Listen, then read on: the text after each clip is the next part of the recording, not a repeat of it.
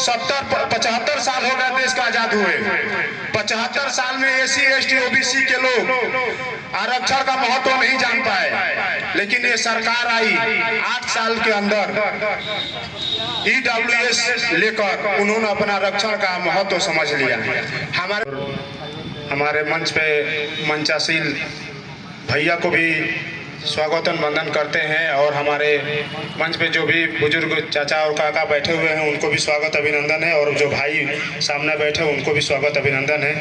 साथियों, ये जो सर्टिफिकेट की बात चली है गुण की, ये धरना आज 26 दिन हो गया, लेकिन 65 दिन हो गया। 65 दिन में सरकार को थोड़ा से भी चिंता नहीं है कि जो यहाँ के मूल निवासी जो कहे जाते हैं, जो मूल निवासी है उनका सारा जो काम होने वाला सर्टिफिकेट से सारा कार्य बाध्य है। जिस तरह से ये सरकार ईडब्ल्यूएस लेकर सामान्य को 10% आरक्षण देकर सर्टिफिकेट बना रही है, क्या यहाँ के जो मूल निवासी है उनको सर्टिफिकेट बनाने की आवश्यकता नहीं है? आवश्यकता हमको भी है, आपको भी है, तो हमारे लिए रोक कितना क्यों लगाया जा रहा है? साथियों, ये सरकार की मंशा बहुत खराब चल रही है। सरकार की मंशा यही चल रही है कि हम सर्टिफिकेट नहीं बनाएंगे, उनके लड़के इसी में फंसे रहेंगे, पढ़ेंगे लिखेंगे नहीं। जब पढ़ेंगे लिखेंगे नहीं तो बेरोजगार होंगे, जब बेरोजगार होंगे तो वही जो बड़े बड़े नेता हैं उनके पीछे घूमते रहेंगे। तो ये सरकार की मंशा है कि आपको शिक्षा से दूर किया जाएगा। सर्टिफिकेट तो एक बहाना है, सर्टिफिकेट तो कभी बनता है कभी रोक दिया जाता है, बीच में कभी बनता है कभी रोक दिया जाता है। जब उनको ये लगता है कि एसटी समाज के लोग पढ़ लिख कर, आदिवासी समाज के लोग, ओबीसी के लोग, एसी के लोग जब पढ़ लिख लेंगे तो वो सवाल करेंगे हमसे, उनको ये हजम नहीं होता है।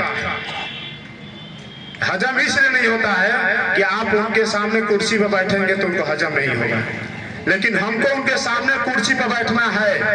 हमको ये प्रण लेना पड़ेगा कि हमको उनके सामने कुर्सी पर बैठना है। और हमको कैसे बैठना है? हमको पढ़कर बैठना है, हमें आरक्षण लेकर बैठना है। साथियों, 75 साल हो गए देश का आजाद हुए। 75 साल में एसी एसटी ओबीसी के लोग आरक्षण का महत्व नहीं जान पाए, लेकिन ये सरकार आई 8 साल के अंदर ईडब्ल्यूएस लेकर उन्होंने अपना आरक्षण का महत्व समझ लिया। हमारे लोग पहले कहते थे एसी एसटी, हमारे लोग को ही तोड़ा जा रहा है। तोड़ने का बहुत रीजन है। आप भी एसी एसटी में आते हैं, एसी एसटी कोई अलग नहीं, ओबीसी अलग नहीं है, 85% सब एक बराबर है। लेकिन हमको जातियों में तोड़ दिया गया है कि हम आपस में बटे रहेंगे तो हम लड़ नहीं पाएंगे। आज देख लीजिए, साक्षात दिख रहा है, आपके साथ हुआ है तो आपको टेंशन है कि हमको सर्टिफिकेट की जरूरत है। अगर एसी के लिए होगा तो एसी के लोग समझेंगे कि हमको सर्टिफिकेट की आवश्यकता है, ओबीसी के साथ होगा तो ओबीसी के समझेंगे हमारे आवश्यकता है। आखिर क्यों? अगर हम एक साथ अगर हो जाते हैं तो हमारा हक और अधिकार किसी के मां ने दूध पिलाया कि रोक देगा? अगर हम आज जातियों में जो बटे हुए हैं, अगर उसको जातियों को हटा दिया जाए, अगर हम 85 हो जाए तो है किसी की मां ने दूध पिलाया है कि हमको रोक सके? किसी की भी बस की बात नहीं है। आज ये जो डीएम ऑफिस में जो डीएम भी बैठे हुए हैं, डीएम साहब भी बैठे हुए हैं, उनकी भी बस की बात नहीं है। लेकिन हमको तोड़ दिया गया है, तोड़ दिया गया है कि आप 85 है तो हम 84 है, तो आप 83 है तो हम 82 है, इस तरीके से तोड़ दिया गया है। साथियों, जब तक एक नहीं होंगे, ये 5 उंगलियां जब तक एक मुट्ठी नहीं बनती है तब तक ये मुट्ठा नहीं बनता है। किसी को मार नहीं सकते। क्या एक उंगली से किसी को मार सकते हैं आप लोग? जब तक ये पूरी 5 मुट्ठियां अगर बंधेंगी नहीं तब तक ये मुट्ठी नहीं बनेगी। तो हमको अगर जाति सर्टिफिकेट बनाना हो तो हमको संघर्ष करना पड़ेगा। बताइए, 65 दिन हो गया, अभी तक ये सरकार के कानों में जू तक नहीं रेंग रही है। आखिर क्यों? मैं यही बताना चाहता हूं कि आप लोग एक हो जाइए, आप लोग जातियों मत बटिए।